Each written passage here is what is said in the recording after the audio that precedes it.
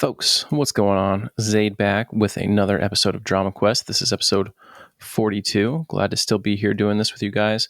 This is going to be a shorter episode. I had just had a bunch of things that I wanted to talk about over the last couple months, and none of them were really big enough to do an episode on.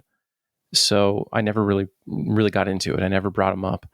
But I'm at this point here with Teek about to launch, and I'm pretty busy. But I was going through all these ideas and I was like, I have so much here. I should just do a whole episode where I cover all these little relatively minor talking points. And as I was thinking about it, it sort of came into what we're going to have as today's episode, which is sort of that we're in a golden era of TLPs right now. But before I get into that, I need to thank our newest patron, Pickle. So Pickle, thank you very much. Now, Let's go back to the idea of the episode here, which is that we're in a golden era of TLPs. So I've been playing TLPs or like variant EQ servers since 2011, around there. So 13, 14 years now. And I think that we have slowly, without a lot of people realizing, at least without me realizing, entered a new kind of golden era. I mean, like TLPs now are starting to become better than they have ever been. Like the whole community, everything about it has just kind of slowly improved so much. And I've got an idea here that it sort of really started to become a noticeable level of positive change around 2021. Basically, Mischief came out, and it was a server that was sort of requested, right? Everyone wanted free trade for a long time. We finally got it. The Mischief aspect of it, the random loot, that was totally different, right? No one had been really requesting that, but it ended up being a big hit, a huge success, a ton of fun.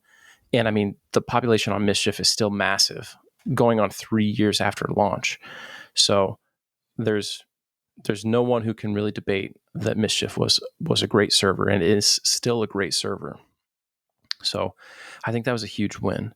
And then early on in Mischief, within that first year, we had a bunch of other changes too. Technical changes, right? 64-bit became the standard. I think Mischief was in Planes of Power around there when we went to 64-bit EverQuest.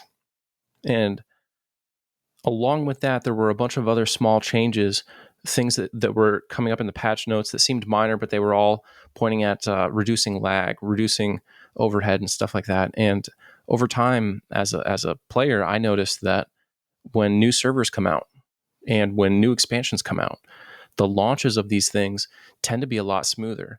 I mean, if you go back 6 years ago, when a new server launched or a new expansion on an established server launched, it was kind of a mess. Like, you would try to zone into Plane of Tranquility and you couldn't. The zone line wouldn't appear, right? The stones wouldn't appear.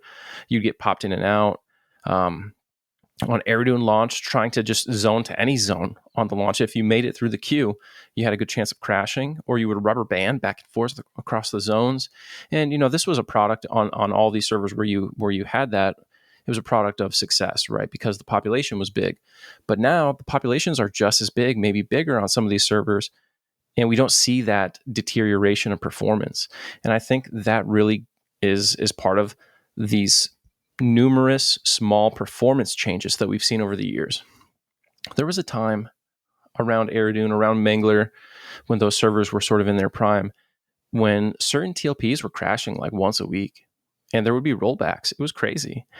And now it's pretty rare to have a server crash. I mean, things have gotten so much more stable, so much smoother, that as a player, when you have launches, like we used to say, when a server was going to come up or a new expansion was going to come up, be on an hour early just in case it drops early, right? Like Finnegal had Velius drop like a whole week early. That kind of stuff doesn't really happen anymore. Like, I tell people to show up early, I guess just out of habit, but like server launches and expansion launches tend to be like right on the minute now. It's very tight and it's very well done. So we have all that going on pretty much during the first couple expansions of Mischief and continuing on to even today still. And then the next year rolls around and we have 2 new TLPs.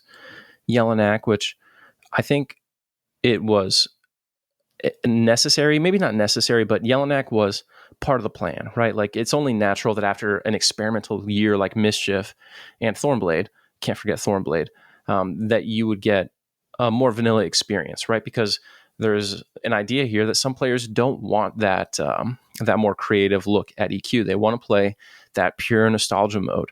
So we get Yelinak, but then we also get Vaniki. Now, Vaniki at first, there were some rough bumps in the road, I would say. It had to kind of figure itself out, right? Vaniki had to grow up a little bit, but Vaniki has become like one of the best EverQuest servers out there. I don't even know if you really want to put it in the same box as TLPs, but it is just so cool that you can go on Vaniki. You can like take your guild on a vacation. You're like tourists. You go to Vaniki like you go to Disney World. And while you're there, you do all these really cool challenges. And you get achievements that benefit you on your home server or on future servers. And it is a whole broad range of things from like currency to stat, food, and drink that can be really impactful, to summoning maguses, like these things that really help players, to just cool stuff like titles, illusions, pet illusions. So Vaniki has really grown into this thing that is really amazing to play on, and it's a ton of fun. And it's like this whole other dimension of things to do with your guild. And now people are starting to do all these public Vaniki raids. We did some on Mischief with our Mischief guild. Like, hey, anybody from Mischief, come hang out and do these Vaniki raids with us. And it's just been such a blast. Like Vaniki, when it came out, it was only open to GOD at the time. And many of the challenges that you have to do, because most of the challenges are about beating content under-leveled. Most of those challenges were very, very challenging, or in some cases, seemingly impossible at the time.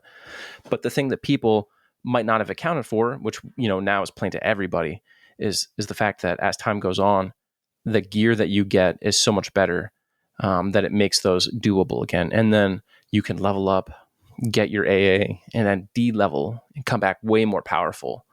So it's crazy. I heard that on Vaniki, like a level 3 warrior killed Nagafin solo the other day. So a lot of amazing stuff. It's fun to do, even if you don't do it for achievements, because there is no required level on items, which is a big feature on Vaniki. It's insane to see what kind of wacky stuff you can do with twinking out a character. So Vaniki has been a huge win, and basically every year it just gets better and better. And speaking of that, the next year after Vaniki, we got Oakwynd, right? Oakwynd came out, and it had FTE attached to it, and people were concerned about that. And I'll touch on FTE in a second. But just looking at Oakwynd sans the FTE stuff, it's like at first Oakwynd wasn't anything crazy besides FTE, but as each one of these expansions is rolling out, the server is designed to get better every single expansion. And pretty soon here, it's going to be an incredible server. Right now, I would say it's a pretty cool server. Definitely one of the better TLPs you could play on. But soon, as all these bonuses stack up, playing on Oakwynd is going to be an incredibly unique, fun, and fulfilling experience. And I think a lot of people who dropped off of Oakwynd early are going to look at it and feel a little bit like they should have stuck with it, because Oakwynd is going to be so cool, and it's already becoming really, really cool. Now, talking about FTE, I know, EQ players, their natural instinct is to just kind of fight against that. Even though people are at the same time always asking for things to be easier, EQ players like to think that they really like hard things too. But FTE seemed like it was really good. I played on Oakwynd for like 10 minutes, longer than that, you know what I mean? But functionally, I played for a very brief amount of time. And my experiences with FTE were actually really great. Personally, I think FTE shouldn't be on raid mobs. You should let guilds in open world handle raid mobs with kind of like big boy gloves. And I'm cool with that. But for the group game, FTE seems really good because it eliminates like training and a lot of other hostile activity that you can do. I do worry how it would interact with really high value loot situations, like if we had FTE on Teek or on Mischief, and you could sell like an FBSS for 10 chrono. I wonder how that would have been, how much uglier it would have got with a hyper contested camp. You know what I mean? That comes with free trade or a really, really packed server. I don't know. I always worry about first to engage or encounter locking as it's called. But any system that allows first to engage be the standard. I always think about things of like how a robot, like a script, is going to tend to be faster than a human, and how it makes it so like a cheater would always beat a real person. But it seems like that wasn't what happened on FTE. On Oakwynd. So overall, I think FTE was actually, despite everyone's doomsday prophecies, I think it was a huge success too. And I was surprised that they didn't carry it over to the next servers. Then, of course, we have Teek coming out, Teek and Tormax. Now, I think Tormax was a misstep, sort of. I think philosophically, you have to have a standard server because it's been a while since they had one, right? Yelinak basically was the last like nostalgia server is what I'll call it. So it almost feels like, okay, we have to do a Tormax kind of thing, a plain Jane Finny clone, as it were. I know there's some, technically, Tormax is an Airdoon clone, and Airdoon had minor rule set tweaks. I don't know if we're even going to see those, but I get it, right? I get that Airdoon was massively popular, so it makes sense to clone it. And I get that, from a sort of philosophical look at the community, it's time to have another nostalgia server. I get it. But Teek, oh my gosh, it's going to be crazy. It's going to be crazy. Teek is going to be so insane. We've got like 25 guilds already signed up for Teek. And for those who don't know, Teek, just a Mischief clone. I don't know how you could be listening to this podcast right now and not know that Teek is a Mischief clone, but just in case you didn't, Teek is a Mischief clone, plain and simple, launches in Kunark. So here we have a situation where people were asking for a Mischief clone for a couple of years, and boom, finally we get it.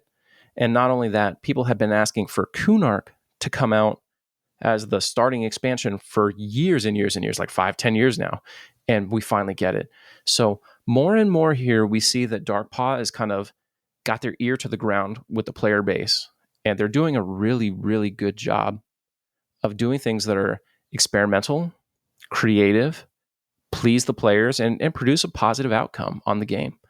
But there's a lot more than that, right? We were just looking at the servers. So we know Teek's going to be gangbusters. It's going to be crazy. But there's a bunch of other small things that happen across a bunch of different servers, which are super positive. First, bottlenecks throughout the early eras have been just annihilated. And, I get it. Some people want those bottlenecks. They want that harder experience. But the reality is, basically every time that they make things more accessible, it translates into those things being more popular. The game's been out for 25 years now. I don't think there's a huge argument to be made in favor of making things extremely exclusive, because the time for it to be exclusive about getting into Vishane's Peak was 23 years ago, right? That's past. And I think accessibility is the name of the game now. So we look at that, like Vishane's Peak keys have been made tremendously easier, right? The ground spawns move all around the zone. They're like a 15-minute spawn timer. Most of the zones that have VP medallions, they have a global chance to drop. So that means you kill any trash mob, it could drop the VP medallion you need rather than just camping a single static spawn. And then they applied that same kind of principle to so many of the other keying things. The Plane of Storms medallions, I think technically Storms was the first zone to get this. So it's not like it goes in expansion order here. But the Storms medallions were done. Lucid Shards were done for Vexthal. The Signets for Anguish access were done this way. Super positive changes that have made those zones much more accessible, have led to much less player drama and conflict. And I mean, at the end of the day, like 99% of people, when they log into EverQuest, they want to play the game with their friends and have fun. They do not want to have like some pseudo PvP experience with someone so that they can get their VP key or their Lucid Shard. And the steps that Darkpaw has taken in the last couple of years have done a lot to reduce that conflict. And then we look at epics. They recently did the same thing with epics. A ton of the epics have had their missing rare mobs flagged rare, which was super good, and missing quest flags added to quest items. So why is the rare mob flag important? Because several times throughout the year, we'll have bonus rares. And the perfect example of this is Pawbuster. Pawbuster is one of the two main camps that monks have to do for the monk epic. They have to camp it. It's in Karnar's castle, and they get a pipe off of it. That camp can be like 50 hours on a bad day, on a bad couple days, I guess. It could be a brutal camp. Now, there's 4 mobs, and in the spot where the Pawbuster spawns, you can also get a Warlord for the Bard epic. The Warlord was flagged rare. The Pawbuster was not flagged rare, which meant that in the bonus rare period of the year, the Pawbuster was actually less likely to spawn because more frequently you would be getting the Bard epic mob. So when there was bonus rares, this already incredibly rare mob was actually less likely to spawn. And they added the rare flag to that and fixed it. So that was a killer one. But they applied that to a bunch of other mobs that had similar problems. And why is it especially important right now? Because Mischief and Teek, people often forget about this, they have a global bonus to rare spawn rates. So it's huge if you're about to play on Teek or if you played on Mischief. So that was super good. And then they took one of the biggest bottlenecks, one of the most contested epics, Gimblox, the Goblin and Wrath tier, and they gave that the VP key treatment. Now, any Goblin in the zone has a chance. I think it's like a 2% chance from my small sample size. They have like a 2% chance of dropping the item that it would normally drop. So you don't have an army of Shadow Knights sitting under there for the first 6 months of every server, blasting every Gimblox the moment he spawns. Am I getting this? I might be using the wrong name here. I might be getting the name mixed up with the Goblin from Soleil. If I am, I apologize. I don't have time to go back and check right now and redo this, so you'll just have to live with it, folks. Then they added the Superior Banner. Now, if you're your standard TLP treadmiller who quits at pop, this won't apply to you. But the Superior Banner is like the coolest thing ever. It applies for the whole game, of course, but basically later in EverQuest, around, I think, the Buried Sea, TBS, so right as that level 70 stretch is finally coming to its long-deserved end on TLPs, you get this thing called a banner. You can plant a banner, and everyone in your guild can port to the banner. So all those clerics who have trouble finding the raid all the time never have to worry about it again. Boom, they can just pop right there. There's a thing called an empowered banner. You can spend some plat, and you can plant an empowered banner, and it gives you a buff. It's like, okay, pretty cool. It's not a huge buff, but it's definitely a buff worth using, so it's pretty standard to have it on your raid nights. But then they added this thing called the Superior Banner.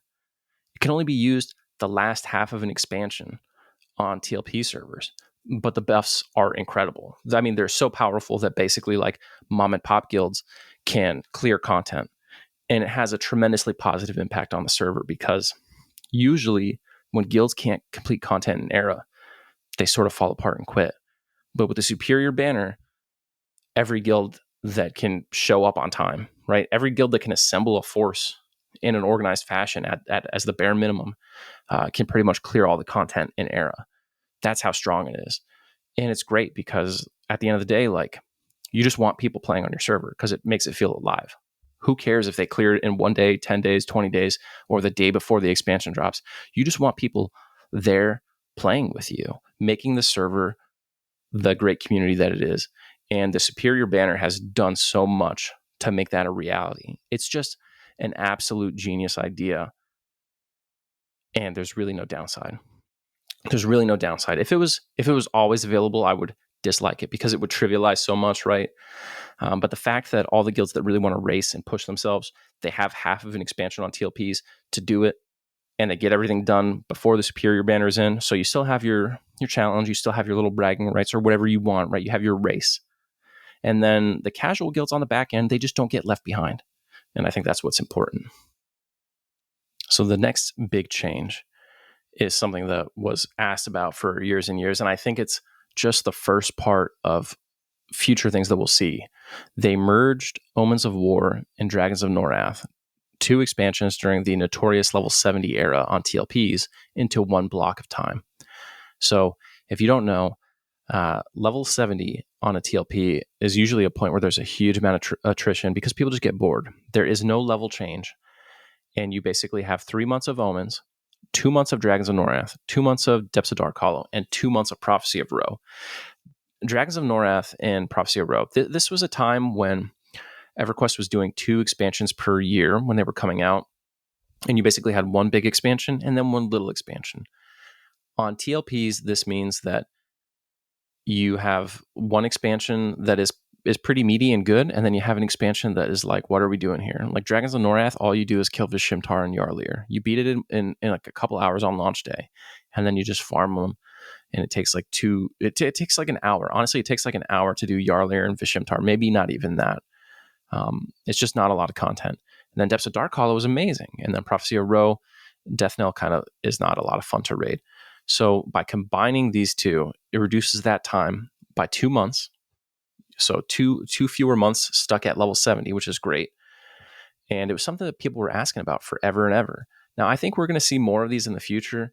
I wouldn't say anytime soon, but I think that there's a chance that in the future we will see Planes of Power get reduced. And all they have to do for that is make Eldon come out in as part of Pop. It can even come out like a month after Pop, who cares? But like right now, when Planes of Power comes out, you have 3 months of Planes of Power and then 1 month of Eldon, which basically just turns into 4 months of Planes of Power. And it's just like it gets pretty rough that 4th month of farming Plane of Time over and over again. So it would be cool if combined you had 3 months of Pop and Eldon and Legacy of Yakesha. So hopefully we'll see that. And then I think I think there is a good case that you should just merge Prophecy of Ro and DODH, just like they did Omens and DON. And then the level 70 spread would be 5 months long. It would be totally perfect. And it would not be bad at all. It'd actually be pretty fun. So I think that's the next thing that we'll see in terms of content consolidation for TLPs. Hopefully we see both of those things within like the next 6 years. But I don't think they'll be coming out anytime soon. Like we're not going to get them for Teek. But maybe the server after Teek will get one of them, or maybe another year after that.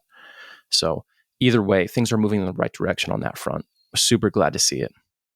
Then we've got Personas. Personas came out with the latest expansion, and they're usable on TLPs. So this is great. Personas are this system where basically like you can level a character to 50, right? And then instead of making an alt or leveling a box, you can change your persona, and then like boom, you're a level 1 of a different class and race, and you can level that up to 50. You have the same inventory. You maintain all your same achievements, which is important because achievements are typically tied to flagging, especially in the latter eras. So rather than having to like reflag or rekey your box or do your Force of Nature achievements again, which take forever, every class that you level up has all that done already. So it's really great. And for TLP early on specifically, there's some cool benefits with movement. So like, let's say that like my group is a perfect example. The last couple TLPs, my group would start as a gnome because Steam Fawn is the best starting zone for a TLP race. We would level up to like 11 or 10. And then we would race change to Dark Elf, press Origin, immediately port to Neriak, and then run out and go to Lava Storm because that was the optimal leveling path. With Personas, now you could just Persona to Dark Elf, Persona back to Gnome, and run there. You don't have to buy a race change potion. But imagine this applied to any city, right? A lot of groups that are not hyper meta will have issues getting the group all together in one spot. Like if you have like an Ogre Shaman in your group, usually it's a pain to get them to where the group is. Now they could just Persona and be right next to you guys because they can port to any starting city, starting at level 1 via Persona. So it's awesome. And it breathes fresh air, new life into the leveling meta a little bit and the launch meta, which is always a good thing. Next, we've got name reservations. People have been asking for name reservations since like 2010. Incredible. Finally, it's here. We get to reserve our names. And all things considered, I think is implemented pretty well. There's a lot of ways that you could have done name reservations wrong, but the fact that it relies on you having a character with X number of days played, I think is effective. Like for me, I was worried when I first started reading it. I'm like, oh shit, man, like people steal the name Zaide on every server, so I don't have a Zaide with a ton of time on it. But the thing is, when people steal your name on a TLP, either to grief you or just for fun or to sell it back to you, they don't tend to keep that character logged in all the time. So they don't have /played time on it either. And for that reason, if you have ever really gotten to play as your main character name, and it wouldn't be your main character name if you hadn't, well, then you can go to that server wherever it was, and chances are you're going to be able to reserve that name. Unless it's Legolas or Aragorn, you're probably able to get your name pretty easy. So there was a really good job done with name reservations. I know some people were upset that they charged for them. I don't know. Sorry, like companies exist to make money, so it's very affordable to reserve your names. I'm glad to have the opportunity now, and we'll see. It'll be interesting to see how name reservations impact server performance at launch, because a lot of times it's not really the queue truly, but when you're logging into a fresh server, they let in waves of people because the character creation or whatever the character select server gets overloaded and crashes pretty easily. So they'll let in waves of like a couple hundred people at a time to create their characters. And there's got to be a number of people who log in on launch day just so they can, like, quote, get their name, right?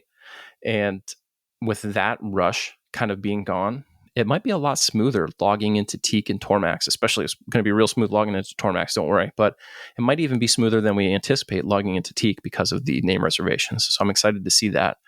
Then we got new heroic characters. For people who don't know, heroic characters, previously like level 85 and like some level in the hundreds or something, I think. You could make a heroic character and boom, it should be a character at the appropriate level with the appropriate number of alternate advancement points, roughly, and like a pretty dandy suit of gear. So you can like catch up with just like one button. Boom, you're here. You know what I mean? Like if you took a few years off and you wanted to come up and you didn't want to, everyone has done that thing where you log into a TLP or even a live server that's been around for a couple of years. Nobody's in Guck anymore, right? Crushbone is empty. All that stuff is gone. So you're just by yourself. If you want to not be by yourself in an MMORPG, you make the heroic character, boom, you're right there, right? Now, these have never really been a thing of relevance on TLPs, but now, starting in POP, Planes of Power, you can make a heroic level 50 character, and then boom, you're within grouping range of everybody. Super awesome. I mean, personally, I think it would be like golden if they were in Luckland, but who cares? Who cares? Level 50 heroics and POP, I'll take it. It's good. It's good. And it's a smart move because it lets Darkpaw cash in on some of that power leveling money. A huge racket in the last couple of years has been PLing fresh characters up. So you just pay some guy, and in a day you follow him around, and boom, you know, you're like max level. Well, that doesn't really do anything for Darkpaw when you do that, other than the chrono you consume to sub the account. But now you can instantly just get that heroic, and boom, you're level 50. You're still not quite to cap, but you're actually better off than if you had done a power level because your skills are all good. Your gear is in a somewhat workable state. So you make that heroic character and you're paying Darkpaw. So the money goes to them, which goes to funding the game, which is better than paying some dude who is just power leveling to afford his SpaghettiOs or whatever.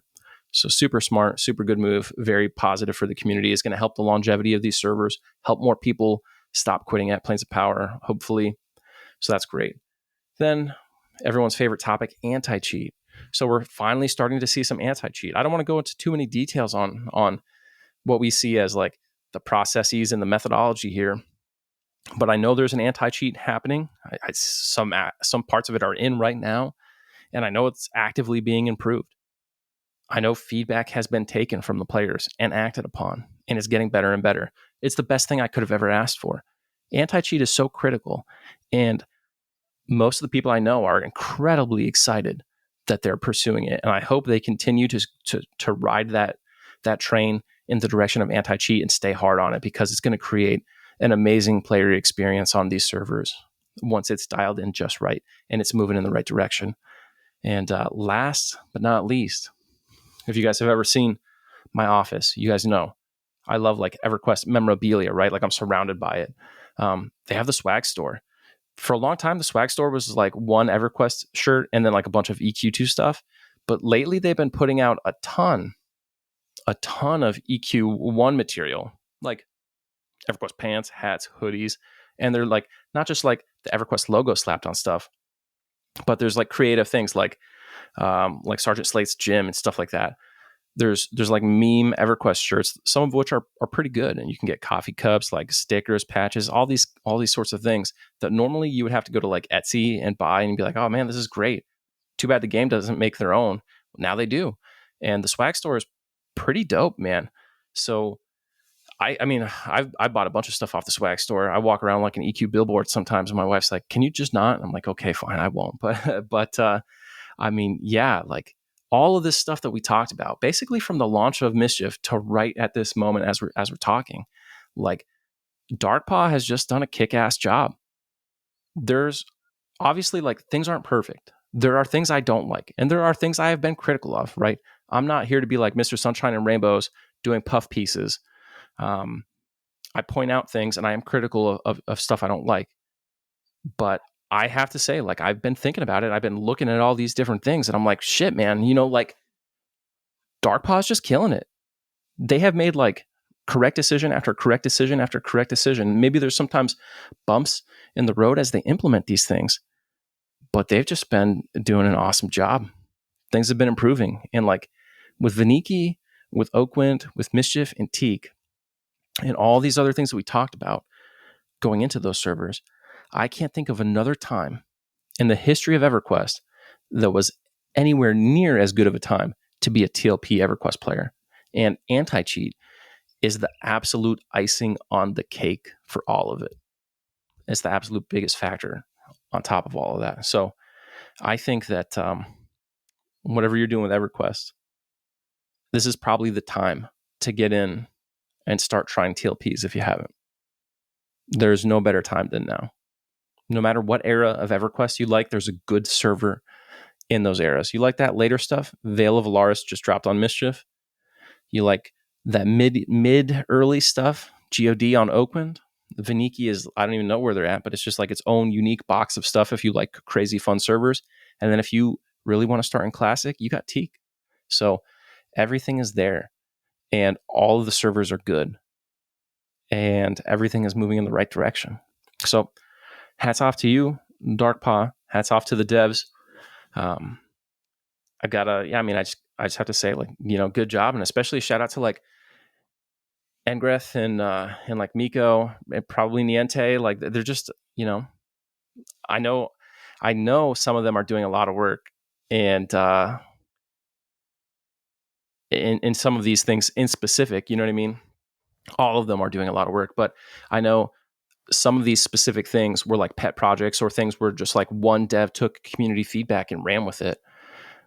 And those three names I know are big in this and have made a big difference and are a big part of the reason why shit is so good right now. So as much as I'm not trying to be that guy who's over here simping for some corporation, I mean, I'm just a huge EverQuest fan, and I'm pretty happy as I look at the outlook of the TLP scene right now. We'll see what Teek launch is really like. We'll see where it goes. Okay. We'll see if the anti-cheat does as well as we hope. I'm not thinking it's going to be perfect, but I'm excited to see what we get out of this box. And I think now's the time. So if you're considering trying a TLP, if you're playing some emulator server, I think now's the time to swing for the fences and come out here and do your first TLP, because it's the best it's ever been. Anyway, that's another episode of DramaQuest. Not a lot of drama, but a lot of happiness with the current state of the game. Zaide out.